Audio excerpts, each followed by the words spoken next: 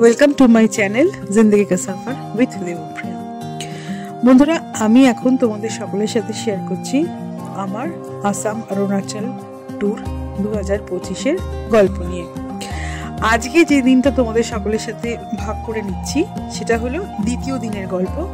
আজকে দ্বিতীয় দিন, আর আজকের তারিখ হচ্ছে 30/10/2025। Good morning. আজকে 30শে অক্টোবর 2025, আর আমি এখন রয়েছি সরাইঘাট এক্সপ্রেসে। আর এখন বাজে হলো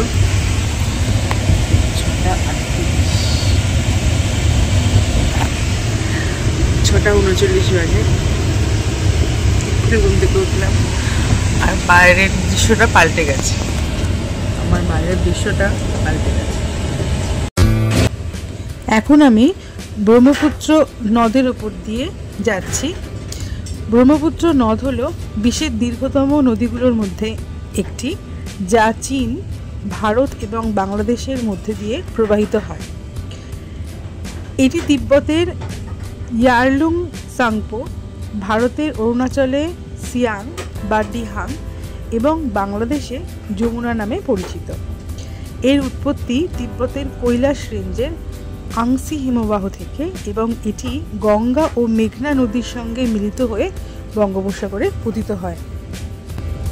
আসামে ব্রহ্মপুত্র নদের উপর বিশ্বের বৃহত্তম এবং ক্ষুদ্রতম নদী দ্বীপ মাজুলি এবং উমানন্দ অবস্থান করছে। আমরা এখন যে রেল ব্রিজটা ক্রস করছি, এটি ব্রহ্মপুত্র নদের উপর নির্মিত প্রথম রেল কাম সড়ক সেতু, যা সরাইঘাটে দুটি তীরকে সংযুক্ত করে। এটি 1962 সালে খোলা হয়েছিল এবং এর নিচের ডেকে রেলপথ এবং উপরের ডেকে জাতীয় মহাসড়ক উভয়ই রয়েছে।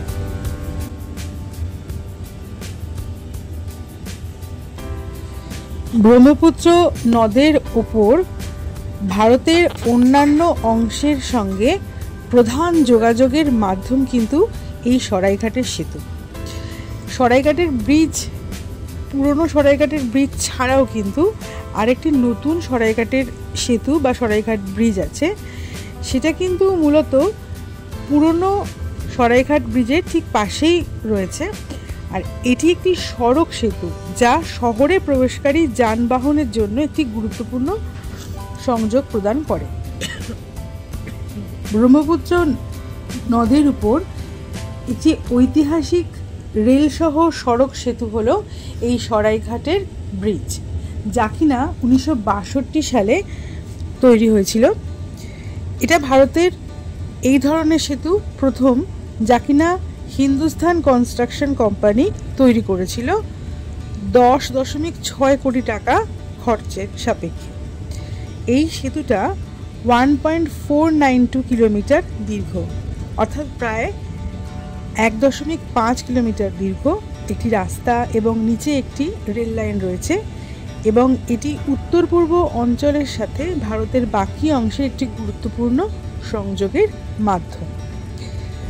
রাস্তাটা 7.3 মিটার চওড়া এবং প্রতিটি পাশে 6 ফুট প্রস্থের ফুটপাত রয়েছে। ঢুকে গেছে। এটা হলো তোমার ব্রহ্মপুত্র নদী সম্ভবত, যদি খুব ভুল না করি, তাহলে ব্রহ্মপুত্র নদী। কারণ কি সুন্দর নদীটা। নিউ বনগাইগাঁও ছেড়ে দিয়েছে, নদীর ধারে চাষ হয়েছে। খুব খুব খুব খুব সুন্দর, অপূর্ব সুন্দর, অপূর্ব অপূর্ব। মানে মনে হচ্ছে পুরো রাস্তাটাকেই ভিডিও করে রাখি, এতটাই সুন্দর। পাহাড় শুরু হয়ে গেছে, দেখো। এটা হচ্ছে পুরা শিলং, হচ্ছে গুয়াহাটি এখান থেকে 152 কিলোমিটার।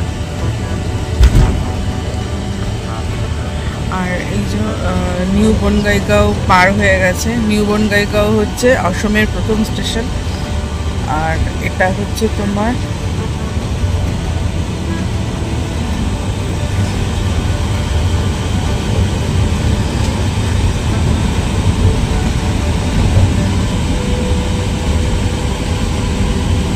বনগাঁও পার হয়ে গেছে, তো অসমে ঢুকে গেছি।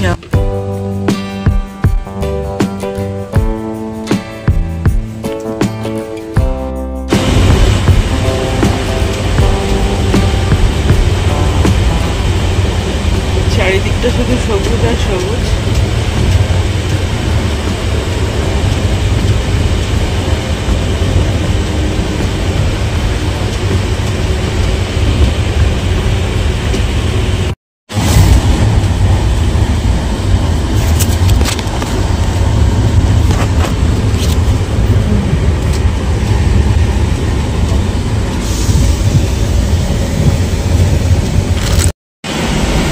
সকাল 7টা বাজে আর আমি চা।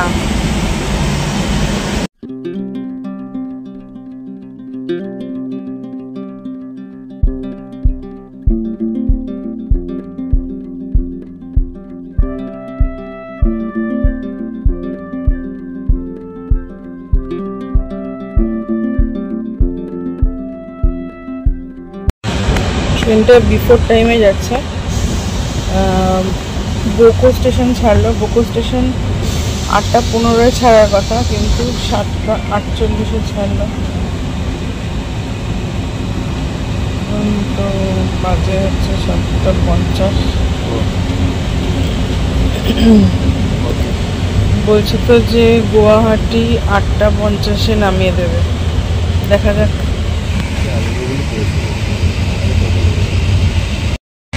বিফোর টাইমে ট্রেন যাচ্ছে, দেখা যাক কি হয়। আমি রেডি আছি। তো দেখো ব্রেকফাস্ট চলে এসেছে, আর অনেকটাই চলে এসেছি আমরা, আর বেশিক্ষণ বাকি নেই। ওই জন্য চলো দেখে যাক কি কি আছে।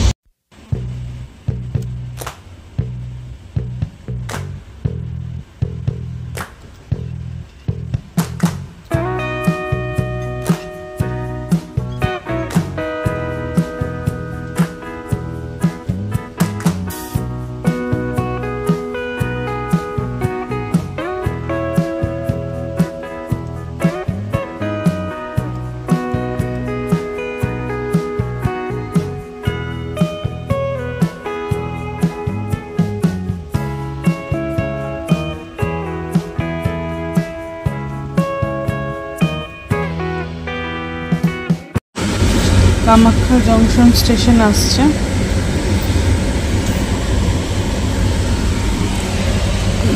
ঢুকে গেছে প্রায়।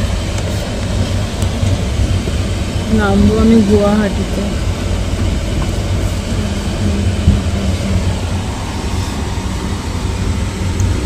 Kamakhya junction.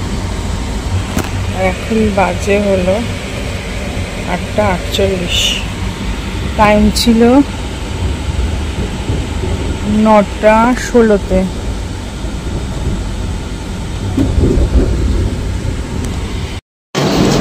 Kamakhya junction.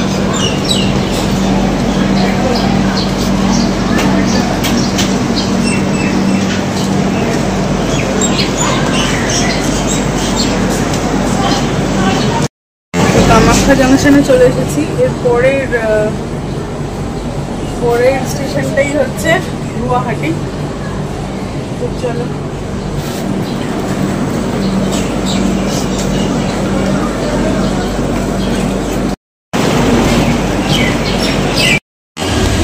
Kamakhya junction station ছেড়ে গেল।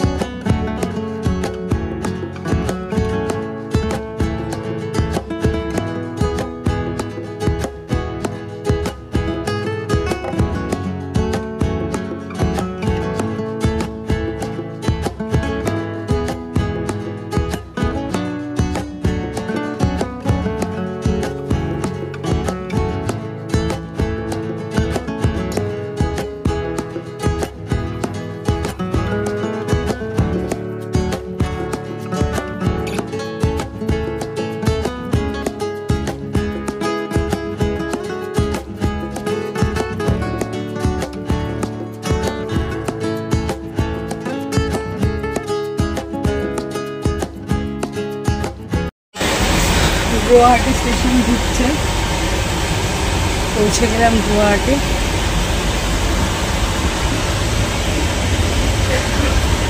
হর হর মহাদেব।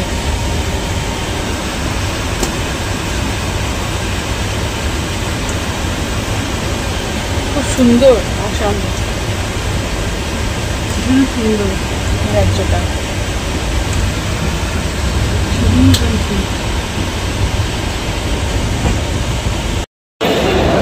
9:35 বাজে আর আমি জাস্ট নামলাম।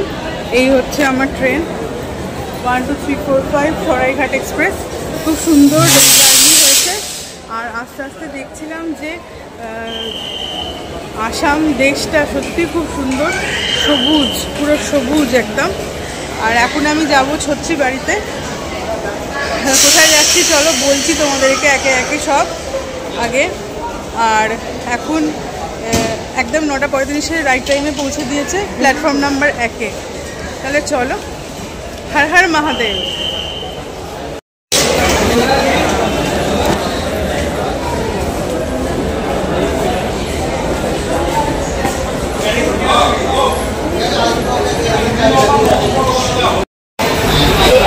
তো আমি এখন যাচ্ছি ছত্রিবাড়ি।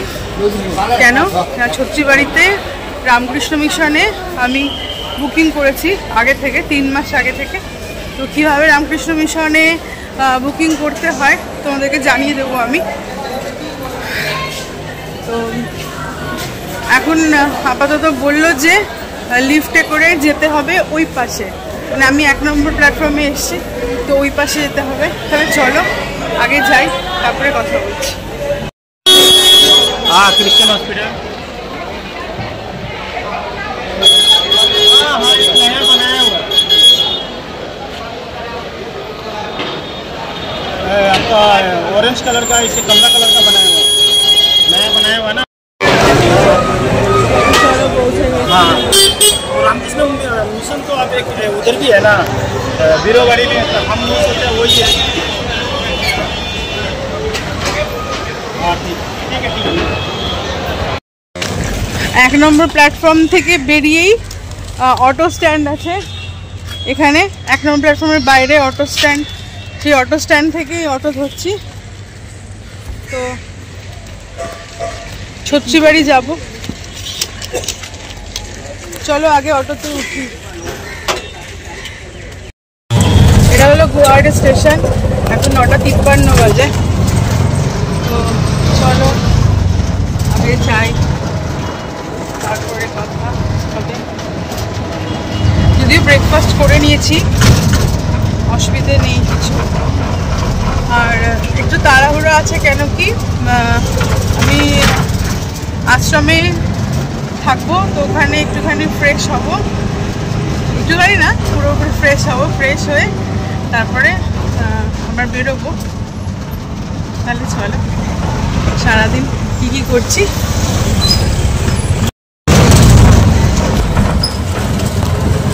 रात में ठंडा पड़ता है? अभी ठंडा गिर रहा है, रात में ठंडा गिर रहा है। ठंडा शुरू हो गया ना? हाँ, स्टार्ट हो गया। ये पहाड़ के ऊपर है ना गुवाहाटी? गुवाहाटी चारों तरफ पहाड़ है, हाँ। बीच में है हम लोग। अच्छा, आसाम तो पूरा पहाड़ है ना, आसाम पूरा पहाड़ है। हम लोग बीच में है। बहुत सुंदर है आसाम। आसाम आपको इधर जाइए, काजीरंगा जाइए। काजीरंगा? हाँ, आप इधर जाइए, तवांग जाइए। अच्छा, यहाँ से काजीरंगा कितना दूर है? 200 किलोमीटर। 200। कितना टाइम लगता है? 4 घंटा लग जाएगा जाने में। 4 घंटा। और वहाँ पर ये शिलोंग यहाँ से पुलिस बाजार तक 105 किलोमीटर, मतलब 2 घंटा। वो पहाड़ है ना खाली शिलोंग, तो आपको 2.5-3 घंटा लगेगा। ओ अच्छा, ये ऑटो तो नहीं जाती होगी? नहीं, ऑटो नहीं, वहाँ का परमिट नहीं है ना। हाँ। पहले ये कौन सा ब्रिज है ये? ये आपका पान बाजार ब्रिज है। हाँ, पान बाजार ब्रिज। पान बाजार। और वो क्या नाम है, क्या बाजार? हाँ, और एक रास्ता है ना, कहाँ जाने का? याद नहीं आ रहा है। कामाख्या हाँ कामाख्या किधर से जाते हैं? कामाख्या हाँ ये रोड से सीधा जाता है 11 किलोमीटर यहाँ से। अच्छा। और मैं जहाँ रहूँगी वहाँ से वही 10 किलोमीटर। अच्छा हाँ 10 किलोमीटर 11 किलोमीटर तो ऐसे ही है। अच्छा अच्छा। और दूसरा रोड में जाएंगे।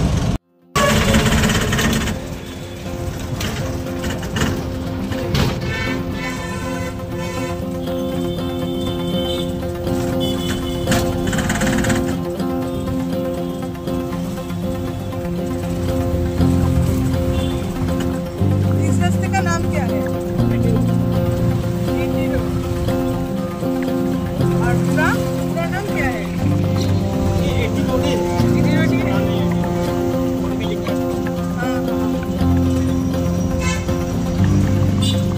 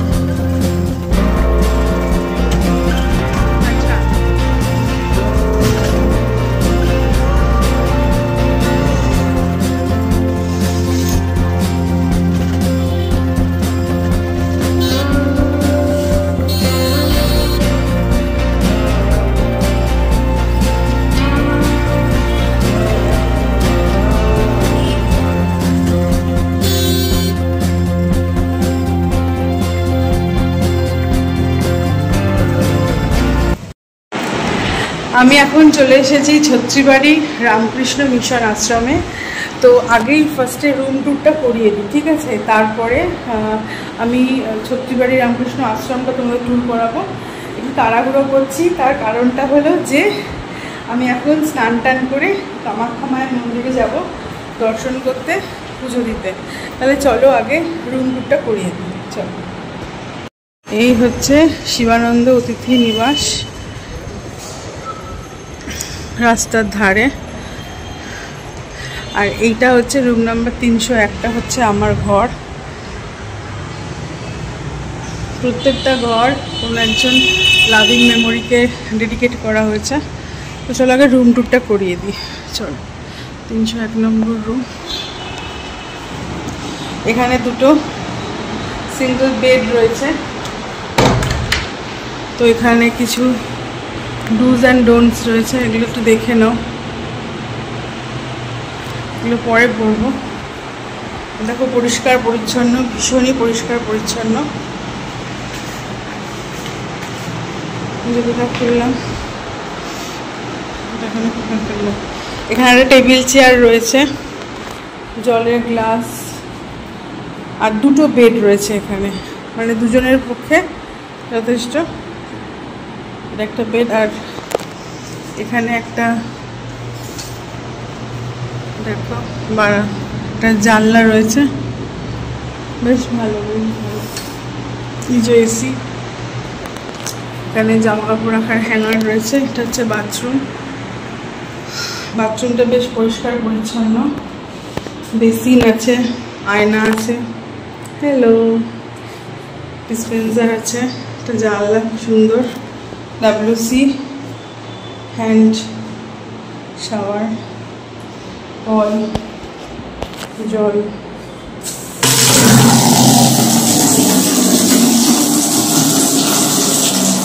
চল তাহলে জলটা পুরো আছে। বাথরুম, বেশ সুন্দর ঘরটা। তো বেশ সুন্দর ঘর। আমি আর এই বিছানাটাকে নোংরা করবো না, এখানে এসে শোবো আমি। তো এবার অনেক কাজ আছে, জিনিসপত্রগুলো প্যাক করা, আনপ্যাক করা, তারপর নানান কিছু। দেখো কম্বল টম্বল দেওয়া আছে।